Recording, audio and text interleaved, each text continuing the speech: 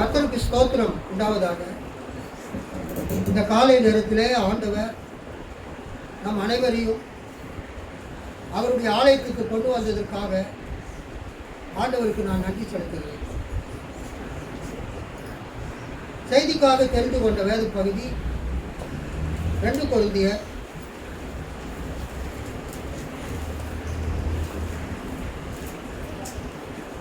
5ஆம் அதிகாரம்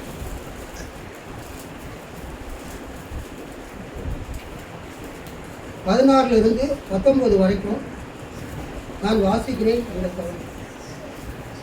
2 கொரிந்தியர் 5ஆம் அதிகாரம் 16 முதல் 19 வரை. ஆகையால் இது முதற்கொண்டு நாங்கள் ஒருவனையும் மாம்சத்தின்படி அறியோம். நாங்கள் கிறிஸ்துவையும் மாம்சத்தின்படி அறிந்திருந்தாலும் இனி ஒருபோதும் அவரை மாம்சத்தின்படி அறியோம். இப்படி இருக்க ஒருவன் கிறிஸ்துவுக்குள் இருந்தால் புது சிருஷ்டியாய் இருக்கிறான். பழையவைகள் ஒழிந்து போயின, எல்லாம் புதிதாயின. இவை எல்லாம் தேவனாலே உண்டாயிருக்கிறது. அவர் இயேசு கிறிஸ்துவை கொண்டு நம்மை தம்மோடே ஒப்புரவாக்குதலின் ஊழியத்தை எங்களுக்கு ஒப்பு கொடுத்தார். அது என்னவெனில், தேவன் உலகத்தாருடைய பாவங்களை எண்ணாமல் கிறிஸ்துவுக்குள் அவர்களை தமக்கு ஒப்புரவாக்குதலின் உபதேசத்தை எங்களிடத்தில் ஒப்புவித்தார். சொல்லாமா? இது முக்கியமான வசனம். இப்படி இருக்க ஒருவன் கிறிஸ்துவுக்குள் இருந்தால் புது சிருஷ்டியாய் இருக்கிறான். பழையவைகள் ஒழிந்து போயின, எல்லாம் புதிதாயின. ஒருவன் கிறிஸ்துவுக்குள் இருந்தால் புது சிருஷ்டியாய் இருக்கிறான். பழையவைகள் ஒழிந்து போயின, எல்லாம் புதிதாயின. இந்த வசனத்தை அடிக்கடி நம்ம கேள்விப்பட்டிருக்கோம். இது எல்லாருக்குமே தெரிஞ்ச வசனம். ஒருவன் கிறிஸ்துவுக்குள் இருந்தால் அவன் யார்? பைபிளை பார்த்து சொல்லுங்க. 5:17. எல்லாரும் உங்க பைபிளை பாருங்க, படிங்க. இப்படி இருக்க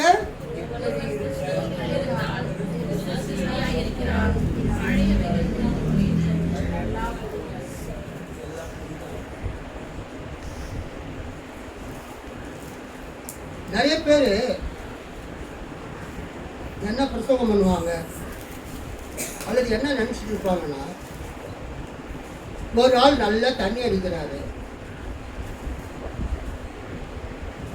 ஒரு ஆள் நல்லா ஸ்மோக் பண்றாரு, ஒருத்தர் சீட்டு ஆடுறாரு, இன்னும் பல வகையான பாவத்துக்கு அடிமையாக இருக்கிறாரு. அவர் திடீர்னு இயேசுவை ஏற்றுக்கொண்டு விட்டார். அவர் இயேசுவை ஏற்றுக்கொண்டு விட்டார். அப்ப என்ன ஆச்சு சொல்லுங்க? பழைய ஞாபகம், பழைய பாவ பழக்க வழக்கங்கள் அவரை விட்டு போய் விடுகிறது. அப்படிதான் நமக்கு புஸ்தகம் கேட்குறோம், சாட்சி கேட்குறோம், புஸ்தகம் பண்ணுறோம். எல்லாருமே அப்படிதான் நினைச்சிட்டு இருக்கிறோம். ஒரு பாவத்தில் இருக்கிற ஒரு மனிதன் இயேசுவை ஏற்றுக்கொண்டால் இயேசு அவருடைய வாழ்க்கையில் இருக்கிற பாவங்களை மன்னித்து விடுகிறார், நீக்கி விடுகிறார். அவனை புது சிருஷ்டியாய் மாற்றுகிறார். சிகரெட் குடிச்சவன் சிகரெட் குடிக்கிறத விட்டா, தண்ணி அடித்தவன் தண்ணி அடிக்கிறத விட்டா, சீட்டு விளையாண்டவன் சீட்டு விளையாடுறதை விட்டுட்டா, இன்னும் வெத்தலை பாக்கு போட்டவங்க வெத்தலை பாக்கு போடுறதை விட்டாங்க. இப்போ என்னன்னா அவங்க ஒரு புது சிருஷ்டியாக ஆகிட்டாங்க.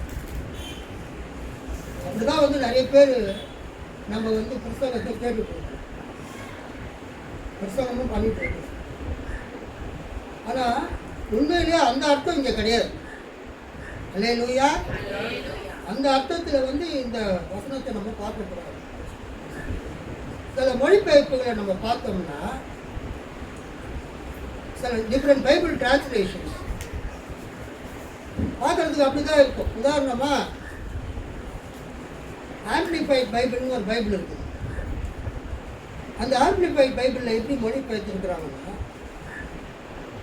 therefore if any person is engrafted in Christ the Messiah, he is a new creation, a new creature altogether. The old, previous, moral and spiritual condition has passed away. Behold, the fresh and a new has come. இது amplified பைபிளுடைய மொழிபெயர்ப்பு. அவங்க என்ன சொல்றாங்க, பழையவைகள் ஒழிந்து போயின என்பதற்கு அவங்க என்ன சொல்றாங்க, previous, moral and spiritual condition மாறி விடுகிறது என்று சொல்லுகிறார். அவங்க ஏன் இப்படி மொழிபெயர்த்தாங்கன்னா, அப்படிப்பட்ட டீச்சிங்கில் தான் இன்னைக்கு சபை இருக்கிறது. ஒருவர் கிறிஸ்துவை ஏற்றுக்கொண்டால் அவருடைய வாழ்க்கை மாறிவிடும், பாவ வாழ்க்கை மாறிவிடும், புதிய வாழ்க்கை வந்துவிடும். ஒரு கெட்ட மனிதன், ஒரு தீய மனிதன் நல்ல மனிதனாக மாறிவிடும். இது கிறிஸ்துவ போதனை. ஞானஸ்தானம் எடுத்த பிறகு ஒரு மனிதனுடைய வாழ்க்கை இப்படித்தான் இருக்கும் என்று சபையில் போதிக்கிறதுனால அந்த மொழிபெயர்ப்புகளும் மனிதர்கள் தானே மொழிபெயர்க்கிறாங்க. ஆம்பிளிஃபிகேஷன், அதாவது பிராக்கெட்டில் கொடுக்குற மீனிங், வேர்ல்டு எல்லாம் மாறிவிடுகிறது. இதுதான் ஆம்பிளிஃபைட் பைபிளுடைய அந்த translation. Old, previous, moral and spiritual condition pastor. ஆனால் இதனுடைய உண்மையான அர்த்தத்தை எப்படி மொழிபெயர்க்கிறாங்கன்னா, therefore, ஆகவே, if anyone is in Christ, கவனிங்க, therefore ஆகவே, if anyone is in Christ, யாதோ ஒருவன் கிறிஸ்துவுக்குள் இருந்தால், கவனிங்க, ஆகவே யாதோ ஒருவன் கிறிஸ்துவுக்குள் இருந்தால், the new creation has come, புதிய சிருஷ்டிப்பு வருகிறது. அல்லேலூயா. The new is here, புதியது இங்கே வந்து இருக்கிறது. இதுதான் அந்த கிரேக்க மொழியிலிருந்து மொழிபெயர்க்கிறது. If anyone is in Christ, யாராவது ஒருவன் கிறிஸ்துவுக்குள் இருந்தால் என்ன நடக்கிறது? The new creation has come, புதிய சிருஷ்டிப்பு, புதிய படைப்பு அங்கே வருகிறது. அல்லேலூயா. The new is here, புதியது இப்பொழுது இங்கே இருக்கிறது. ஒருவன் கிறிஸ்துவுக்குள் இருந்தால் புதிய சிருஷ்டியாய் இருக்கிறார் என்ற அந்த வார்த்தைக்கு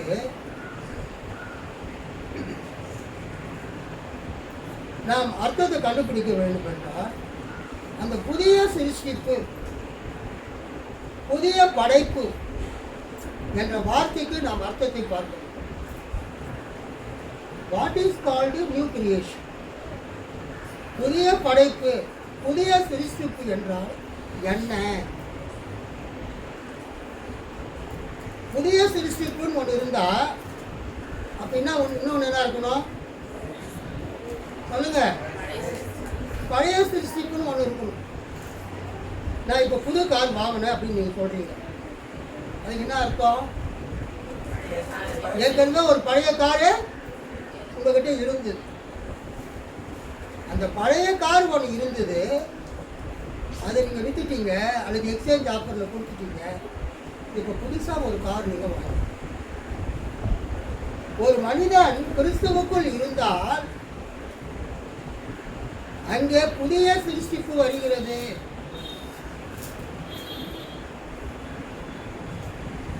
பழைய ஆர்டர், பழைய நிலை மாறிவிடுகிறது, புதிய நிலை வருகிறது. இந்த வசனத்தை நான் வைத்திருக்கிற இந்த பைபிளை நான் வாசிக்கிறேன். 2 கொரிந்தியர் 5வது அதிகாரம் 17ஆம் வசனம் கவனிங்க. இது வந்து ராஜநீகம் என்கிற ஒரு டிஎல்சி ஆயர் மொழிபெயர்ப்பு. 2 கொரிந்தியர் 5:17. நல்லா கவனிங்க எல்லாரும். உங்கள் பைபிளை பார்க்காதீங்க, நான் படிக்கிறதுக்கு கவனிங்க. 2 கொரிந்தியர் 5:17. ஒருவன் கிறிஸ்துவோடு இணைக்கப்படும்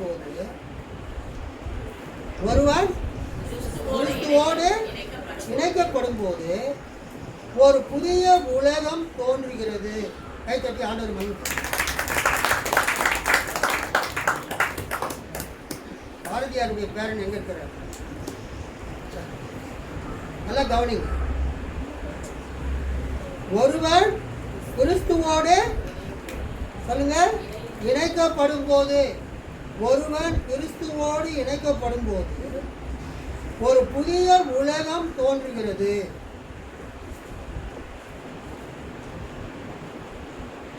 அந்த புதிய உலகத்தை ஒரு புதிய படைப்பு செயல் நடைபெறுகிறது. நல்லா கவனிங்க. This is the real meaning. இதுதான் உண்மையான அர்த்தம். ஒருவன் கிறிஸ்துவுக்குள் இருந்தால் புது சிருஷ்டி ஆகிறான். நம்ம வச்சிருக்கிற பைபிளில் ஒருவன் கிறிஸ்துவுக்குள் இருந்தால் புதிய சிருஷ்டி ஆகிறான் நம்ம படித்தோம். அந்த புதிய சிருஷ்டி ஆகிறான் என்பதை எப்படி இவங்க மொழிபெயர்க்கிறாங்க? ஒருவன் கிறிஸ்துவோடு இணைக்கப்படும் போது ஒரு புதிய உலகம் தோன்றுகிறது. அந்த புதிய உலகம் தோன்றுகிறதை எப்படி மொழிபெயர்க்கலாம் என்றால், ஒரு புதிய படைப்பு செயல் நடைபெறுகிறது என்றும் மொழிபெயர்க்கலாம். ஒரு புதிய படைப்பு செயல் நடைபெறுகிறது. ஒரு new creation work is happening. ஒரு மனிதன் கிறிஸ்துவோடு இணைக்கப்படும் பொழுது, ஒருவன் கிறிஸ்துவோடு இணைக்கப்படும் பொழுது ஒரு புதிய உலகம் தோன்றுகிறது.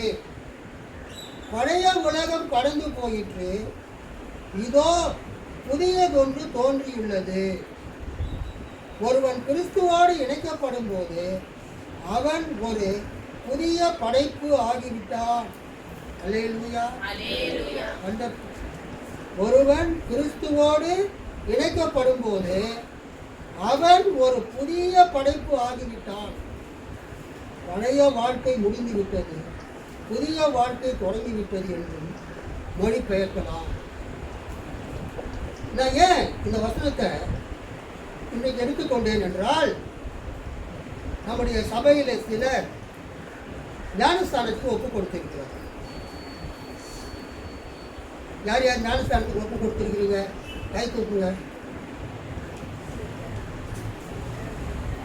ஞானஸ்தானத்துக்கு ஒப்பு கொடுத்துருக்கிறவங்க பிரைஸ் லார்ட். சிஸ்டர் உங்கள் பேர் சொல்லுங்க. சிஸ்டர் சித்ரா. உங்கள் வீட்டுக்காரு பாருங்க, பாரதியாருடைய பேரை வந்து அன்னைக்கு சரின்னாரு. சரி, ஓகே, உங்கள் விருப்பம். ராகுல், விக்னேஷ், சீதாலட்சுமி அம்மா என்னாச்சு? சரி, கீர்த்தனா. ஆனால் அவங்க எடுக்கிறாங்களா? சரி. நான் ஏன் வந்து பாரதியாருடைய பேரன்னு சொன்னேன்னா, இதில் மிக முக்கியமான விஷயம் இருக்குது. ஒரு மனிதன் கிறிஸ்துவுக்குள் இருக்கிறான் என்றால் அதுக்கு என்ன அர்த்தம்? What is the meaning of a person is in Christ? இதை வந்து எல்லாருமே கேட்க வேண்டிய கேள்வி. கிறிஸ்துவ கூட்டங்கள்லாம் நீங்கள் பார்த்தீங்கன்னா, சின்ன கூட்டமோ பெரிய கூட்டமோ, இந்த ஸ்டார்டிங் வேர்டே எப்படி இருக்குன்னா, கிறிஸ்துவுக்குள் அன்பானவர்களே, கிறிஸ்துவுக்குள் அன்பான சகோதர சகோதரிகளே, கிறிஸ்துவுக்குள் அன்பான தேவ ஜனங்களே, கிறிஸ்துவுக்குள் அன்பான இறை மக்களே அப்படின்னு சொல்லுவாங்க. கிறிஸ்துவுக்குள், இன் கிரைஸ்ட், கிறிஸ்துவுக்குள் என்கிற அந்த வார்த்தை மிக மிக முக்கியமான வார்த்தை. புதிய ஏற்பாட்டில் மிக முக்கியமான வார்த்தைகளில் ஒரு வார்த்தை என்னன்னா கிறிஸ்துவுக்குள். கிறிஸ்துவுக்குள் என்கிற அந்த வார்த்தையை அதிகமாக பயன்படுத்துறவர் யாருன்னா அப்போஸ்தலனாகிய பவுல். அப்போஸ்தலனாகிய பவுல் தான் இந்த கிறிஸ்துவுக்குள் என்கிற வார்த்தையை அவர் பயன்படுத்தினார். மற்ற எல்லா அப்போஸ்தலர்களையும் விட. அமெரிக்காவில் கென்னதி கேகின் ஒரு ஐயா இருந்தார், ஒரு மிகப்பெரிய தேவ மனுஷன். கென்னதி கேகின் அவர் ஒரு புக்கு ஒன்று எழுதியிருந்தார். அந்த புக்கு பேர் இன் ஹிம். இன் ஹிம், அவருக்குள். $2 அந்த புக்கு, ரொம்ப சின்ன புக்கு. அந்த புக்கை வாங்கி ப்ளூ கலர் புக்கு பாக்கெட்டில் வச்சுக்கலாம், மேல் பாக்கெட்டு கீழ் பாக்கெட்டில் வச்சுக்கலாம். இன் ஹிம், அவருக்குள். கென்னதி கேகின் என்ன எழுதுறாருன்னா, தேவன் உங்களுக்கு வைத்திருக்கிற எல்லா ஆசீர்வாதங்களையும் கிறிஸ்துவுக்குள் நீங்கள் பெற்றுக்கொள்ளுங்கள். அல்லேலூயா. தேவன் உங்களுக்காக வைத்திருக்கிற நோக்கங்கள், தேவன் உங்களுக்காக வைத்திருக்கிற திட்டங்கள், உங்களை பற்றி, உங்கள் குடும்பத்தை பற்றி, உங்கள் பிள்ளைகளை பற்றி, உங்களுடைய எதிர்காலத்தை பற்றி தேவன் வைத்திருக்கிற எல்லா திட்டங்களையும் நீங்கள் தேவனிடத்தில் எப்படி பெற்றுக்கொள்ளலாம்? கிறிஸ்துவுக்குள். Wonderful revelation. கென்னதி கேகின் மரித்து விட்டார். அவருடைய மகன் அமெரிக்காவில் ஊழியம் செய்கிறார். இந்த கென்னதி கேகின் பைபிள் காலேஜில் படித்தவங்க இந்தியாவில் நிறைய பேர் இருக்கிறாங்க, பெரிய பெரிய ஊழியக்காரர்.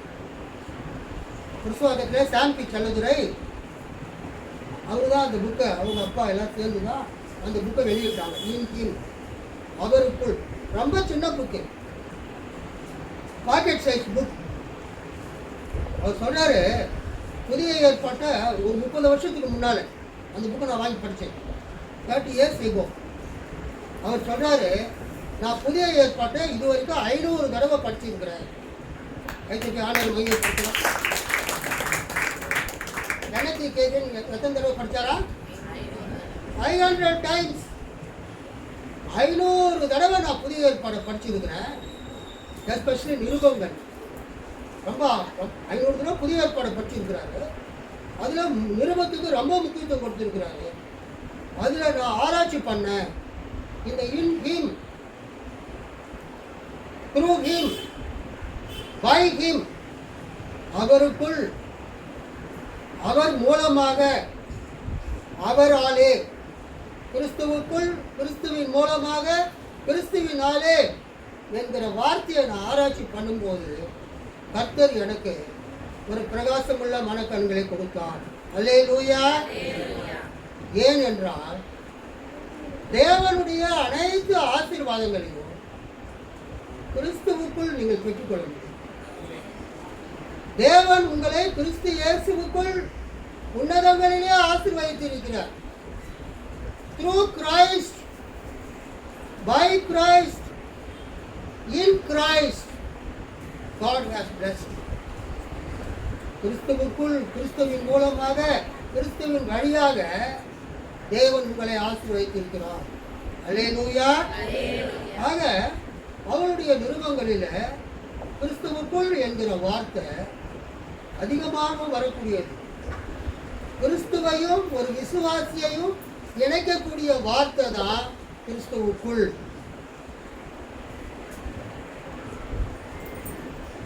இந்த கிறிஸ்துவுக்குள் என்கிற வார்த்தைக்கு 4 அர்த்தம் இருக்கு. எத்தனை அர்த்தம் இருக்குதுங்க? 4 அர்த்தம். கிறிஸ்துவுக்குள் என்கிற வார்த்தைக்கு 4 அர்த்தம் இருக்குது. What is the meaning of in Christ?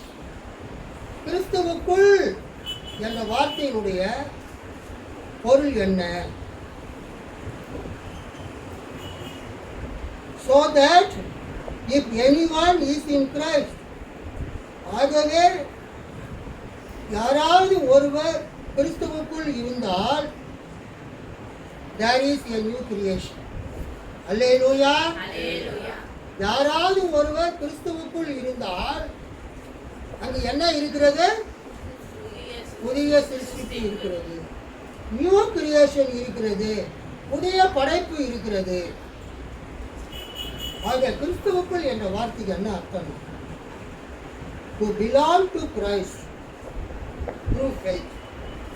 கிறிஸ்துவுக்குள் என்ற வார்த்தைக்கு முதலாவது அர்த்தம் என்னவென்றால் you belong to Christ. கைத்தட்டி ஆண்டவர் கிறிஸ்துவுக்குள் என்கிற வார்த்தைக்கு என்ன அர்த்தம்? முதலாவது அர்த்தம் you belong to Christ. நீங்கள் கிறிஸ்துவுக்கு சொந்தமானவர்கள், நீங்கள் கிறிஸ்துவை சேர்ந்தவர்கள். அல்லேலூயா. அது ஒரு பொசசிவ் கேஸ். இந்த பைபிள், இந்த புதிய ஏற்பாடு, திருவிழி புதிய ஏற்பாடு என்னுடையது. This book belongs to me. இது எனக்கு சொந்தமானது. இது எனக்கு சொந்தமானது. இந்த பேனா யாருக்கு சொந்தமானது? சொல்லுங்க. எனக்கு சொந்தமானது. இந்த சின்ன போன், மொபைல் போன் யாருக்கு சொந்தமானது? எனக்கு சொந்தமானது. It belongs to me. Possessive case. It is my possession. இது எனக்கு சொந்தமானது. ஒரு அல்லேலூயா சொல்லலாம். முதல் பாயிண்ட், நீங்க கிறிஸ்துவுக்குள் இருக்கிறீர்கள் என்றால், சார்ல்ஸ் பிரதர், அதுக்கு என்ன அர்த்தம்? நீங்க யாருக்கு சொந்தமானவங்க? கிறிஸ்துவுக்குள் சொந்தமானவங்க. கைத்தட்டி ஆண்டவர் மகிமைப்படுத்துங்கள். நீங்கள் கிறிஸ்துவுக்குள் இருக்கிறீர்கள் என்றால் நீங்கள் கிறிஸ்துவுக்கு சொந்தமானவர்கள். சாத்தானுக்கு சொந்தமானவங்க கிடையாது, பிசாசுக்கு சொந்தமானவங்க கிடையாது. சிவகுமார் பிரதர், நீங்க கிறிஸ்துவுக்கு சொந்தமானவர்கள் என்றால் யாருக்கு சொந்தமானவங்க கிடையாது? பிசாசுக்கோ சாத்தானுக்கோ சொந்தமானவங்க கிடையாது. நல்லா தெரிஞ்சுக்கணும். நீங்க ஒரு விசுவாசி, நீங்க ஒரு ஆண்டவருடைய பிள்ளை. நீங்க யாருக்கு சொந்தமானவங்க? இயேசு கிறிஸ்துவுக்கு சொந்தமானவங்க. அதை ஷார்ட்டா சொல்றதா, ஐ ஆம் இன் கிரைஸ்ட். நான் கிறிஸ்துவுக்குள் இருக்கிறேன். நீங்கள் எல்லாரும் கிறிஸ்துவுக்குள் இருக்கிறீர்கள். நீங்கள் எல்லாரும் கிறிஸ்துவுக்கு சொந்தமானவர்கள். நீங்கள் கிறிஸ்துவை சேர்ந்தவர்கள். I belong to Christ. You belong to Christ. நீங்கள் கிறிஸ்துவுக்கு சொந்தமானவர்கள். எப்படி? through faith. விசுவாசத்தின் மூலமாக இயேசுவை ஏற்றுக்கொண்ட நீங்கள் இயேசுவுக்கு சொந்தமானவர்கள். நம்பர் 2, in Christ, கிறிஸ்துவுக்குள் இருக்கிறது என்றால் என்ன அர்த்தம்னா, you live in the sphere of Christ's power. You live in the sphere of Christ's power. கிறிஸ்துவினுடைய வல்லமையினுடைய ஆளுகையிலே நீங்கள் இருக்கிறீர்கள். கைத்தட்டி ஆண்டவர் மகிமைப்படுத்துங்கள். கிறிஸ்துவினுடைய வல்லமையினுடைய ஆளுகையிலே நீங்கள் இருக்கிறீர்கள். கிறிஸ்துவுக்குள் நீங்க இருக்கிறீங்கன்னா என்ன அர்த்தம்னா, கிறிஸ்துவனுடைய ஆளுகைக்குள்ளாக நீங்க இருக்கிறீங்க. You are under the dominion, under the power, under the influence of Jesus Christ. இயேசு கிறிஸ்துவினுடைய ஆளுகையிலே, இயேசு கிறிஸ்துவினுடைய வல்லமைக்குள்ளாக நீங்க இருக்கிறீங்க. அதுக்கு பேரு தான் கிறிஸ்துவுக்குள் இருக்கிறது. மூன்றாவது, கிறிஸ்துவுக்குள் இருத்தல் என்றால் என்ன அர்த்தம்னா, to be united to Christ. Hallelujah. To be united to Christ. பரிசுத்த ஆவியினாலே நீங்கள் கிறிஸ்துவோடு இணைக்கப்பட்டிருக்கிறீர்கள். கிறிஸ்துவுக்குள் இருக்கிறதுக்கு என்ன அர்த்தம்? To be united in Christ. கிறிஸ்துவோடு நீங்கள் இணைக்கப்பட்டிருக்கிறீர்கள். நாலாவது, கிறிஸ்துவுக்குள் இருக்கிறது என்றால் என்ன அர்த்தம்னா, to be a member of the Christian community through baptism. ஞானஸ்நானத்தின் மூலமாக கிறிஸ்துவனுடைய சபையில அல்லது ஒரு கிறிஸ்துவ சபையில நீங்கள் அங்கத்தினராக இருக்கிறீர்கள். கைத்தட்டி ஆண்டவர் மையப்படுத்தலாமா?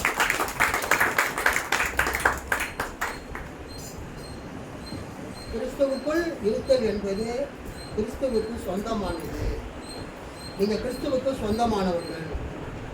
கிறிஸ்துவுக்குள் இருப்பது என்பது கிறிஸ்துவனுடைய வல்லமையிலே, கிறிஸ்துவனுடைய ஆதிக்கத்தின் கீழே நீங்கள் வாழ்ந்து கொண்டு இருக்கிறீர்கள். கிறிஸ்துவை தவிர வேறு யாரும் உங்களை என்ன பண்ண முடியாது, தொட முடியாது. நீங்க கிறிஸ்துவுக்குள்ள இருந்தா தீய சக்திகளிடம் இருந்து கிறிஸ்து உங்களை காப்பாற்றும். அதான் அதுக்கு meaning. You are living under the sphere of Christ's power and dominion. கிறிஸ்துவினுடைய வல்லமை ஆதிக்கத்தின் கீழே நீங்கள் வாழ்கிறீர்கள். அடுத்தது, கிறிஸ்துவுக்குள் நீங்கள் இருக்கிறீர்கள் என்றால் to be united to Christ. கிறிஸ்துவோடு நீங்கள் இணைந்து இருக்கிறீர்கள். கிறிஸ்துவுக்குள் இருப்பதுக்கு என்ன அர்த்தம்? நீங்கள் யாரோடு இணைந்து இருக்கிறீர்கள்? கிறிஸ்துவோடு இணைந்து இருக்கிறீர்கள். நாலாவது, கிறிஸ்துவுக்குள் இருத்தல் என்றால் என்ன அர்த்தம்னா, to be a member of the Christian community through baptism. ஒரு கிறிஸ்துவ சபையில ஞானஸ்தானம் பெற்று அந்த சபையில நீங்கள் ஒரு உறுப்பினராக இருக்கிறீர்கள். அதுக்கு பேர் தான் கிறிஸ்துவுக்குள் இருக்கு. இப்ப நான் இந்த ஆம்பிளிஃபைட் பைபிள்ல வந்தது நான் இப்போ வாசிக்கிறேன், நீங்க கவனிங்க.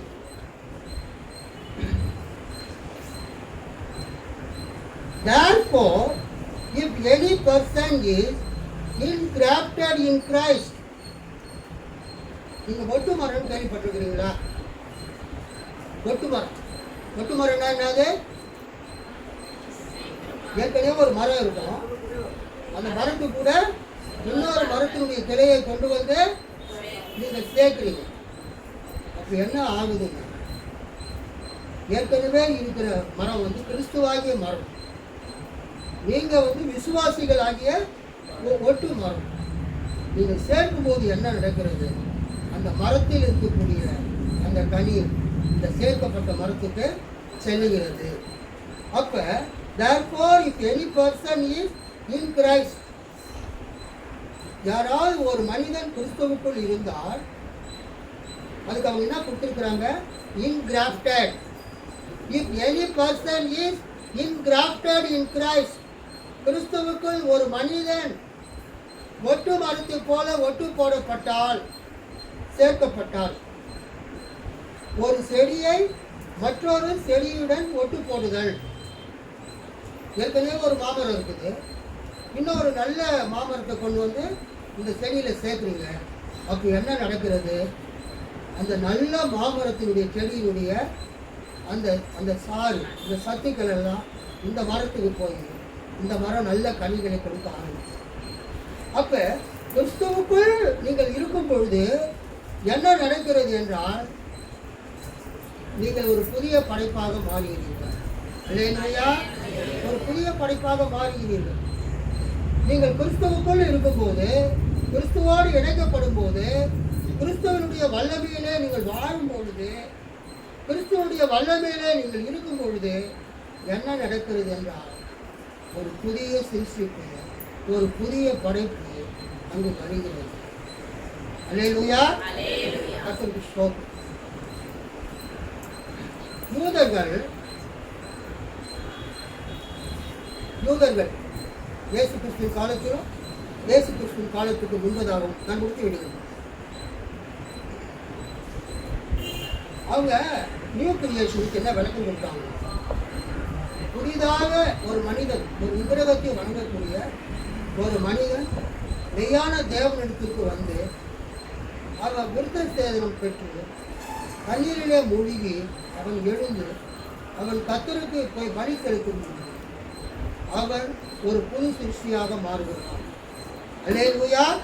He becomes a new creation. யூதர் அபிமானிகள் அப்படியாக சொன்னார்கள். ஆனால் அப்போஸ்தலனாகிய பவுல் என்ன சொல்கிறார்?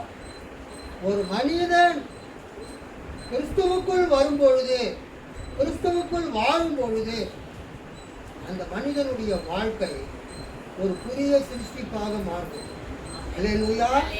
அவன் ஒரு புதிய சிருஷ்டிப்புக்குள் போய்விடுகிறான். இயேசு கிறிஸ்து உயிர்த்தெழுந்து அவர் முதல் பலனாக மாறினார்.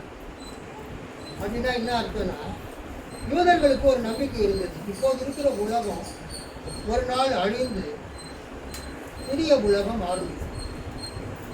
அது எப்போ ஆரம்பிக்கும்னா, கர்த்தருடைய நாளிலே, கர்த்தருடைய நியாய தீர்ப்பு நாளிலே இப்போது இருக்கிற உலகம் அழிந்து புதிய உலகம் ஆரம்பிக்கும்.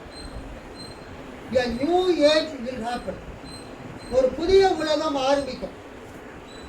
அந்த புதிய உலகத்திலே மரணம் இருக்காது, அந்த புதிய உலகத்திலே வியாதி இருக்காது, அந்த புதிய உலகத்திலே தீமைகள் இருக்காது, அந்த புதிய உலகத்திலே அந்த புதிய உலகத்திலே எல்லாரும் மகிழ்ச்சியாக இருப்பாங்க. இதை யூதர்கள் சொன்னார்கள். இப்போது இருக்கிற உலகம் இனி வரப்போகிற உலகம் இல்லை. அந்த வரப்போகிற உலகத்தை தான் அவர்கள் புதிய சிருஷ்டி என்று அழைத்தார். ஏனென்றால் இப்போது இருக்கிற உலகம் ஆதாம் ஏவாளுடைய பாவத்தினாலே பாவத்தில் விழுந்து விட்டது. ஆனால் இனி வரப்போகிற உலகத்தில் தேவனுடைய ஆட்சி நடக்கும், தேவனுடைய ஆளுகை நடக்கும். இதை யூதர்கள் சொல்லிக் கொண்டிருந்தார்கள். ஆனால் இயேசு என்ன செய்தார் என்றால், அவர் மரித்து உயிர்த்தெழுந்த பிறகு, உயிர்த்தெழுதலின் மூலமாக அவர் புது சிருஷ்டிப்புக்கு முதல்வராக மாறினார். கைப்பற்றி ஆண்டவர் மகிமைப்படுத்த. புது சிருஷ்டிப்புக்கு முதல்வர் யார் என்றால் கர்த்தராகிய இயேசு. அதன் பிறகு யாரெல்லாம் இயேசுவை ஏற்றுக்கொள்கிறார்களோ அத்தனை பேர்களும் புது சிருஷ்டிப்பாய் கவனிங்க. நம்ம இந்த உலகத்தில் வாழ்ந்து கொண்டிருந்தால் மரித்த பிறகு புதிய சிருஷ்டிப்புக்கு நம்ம போக தேவை. இந்த உலகத்தில் வாழ்ந்து கொண்டிருக்கும் போதே நாம் இயேசுவை விசுவாசித்து அவருடைய கட்டளைக்கு கீழ்ப்படிந்து ஞானஸ்தானம் எடுத்து இந்த உலகத்திலே அவருக்கு சாட்சியாக வாழும்போது, கிறிஸ்துவை விசுவாசித்து ஞானஸ்தானம் பெற்று நாம் சபை ஐக்கியத்திலே சேர்ந்து கிறிஸ்துவுக்கு சாட்சியாக வாழும்பொழுது என்ன நடக்கிறது என்றால், இப்போது இருக்கிற உலகத்திலேயும் நீங்கள் அங்கத்தினராக இருக்க முடியும், இனி வரப்போகிற உலகத்திலேயும் நீங்கள் அங்கத்தினராக இருக்க முடியும். அல்லேலூயா. யூதர்கள் என்ன போதித்தார்கள்? இப்ப இருக்கிற உலகம் முடிந்து நியாய தீர்ப்பு நாளில் தேவன் நியாயம் தீர்த்த பிறகு புதிய சிருஷ்டிப்பு ஆரம்பிக்கும் என்று சொன்னார்கள், புதிய உலகம் ஆரம்பிக்கும் என்று சொன்னார்கள். ஆனால் இயேசு என்ன செய்தார்? இப்போது இருக்கிற இந்த உலகத்திலேயே அவர் சிலுவையில் மரித்து உயிர்த்தெழுந்து அவர் இப்பொழுது புதிய சிருஷ்டிப்பின் முதல் உறுப்பினராக மாறினார். அல்லேலூயா. ஆக இந்த உலகத்தில் இருக்கிற ஆண்டவருடைய பிள்ளைகள் ஞானஸ்தானம் எடுக்கும் போது என்ன நடக்குது என்றால், இந்த உலகத்திலேயோ அவங்க உறுப்பினராக இருக்க முடியும், புதிய சிருஷ்டிப்பிலேயோ அவங்க உறுப்பினராக இருக்க முடியும். அல்லேலூயா. இதைத்தான் நாம் பார்க்கிறோம். ஒருவன் கிறிஸ்துவுக்குள் இருந்தால் புதிய சிருஷ்டி ஆகிறான். அதனுடைய விளக்கம் என்ன? ஒருவன் கிறிஸ்துவுக்குள் இருந்தால் புதிய சிருஷ்டிப்பு அவனுக்கு வந்து விடுகிறது. அல்லேலூயா. அல்லது இவன் அந்த புதிய சிருஷ்டிப்பிலே அவன் சேர்கிறான். இன்றைக்கு இந்த காலை நேரத்தில் ஊழியக்காரி என்கிட்ட கேட்டார், நீங்க மக்களுக்கு ஆறுதலான செய்தியை சொன்னா நல்லா இருக்குமே பாஸ்டர் அப்படின்னு சொன்னார்.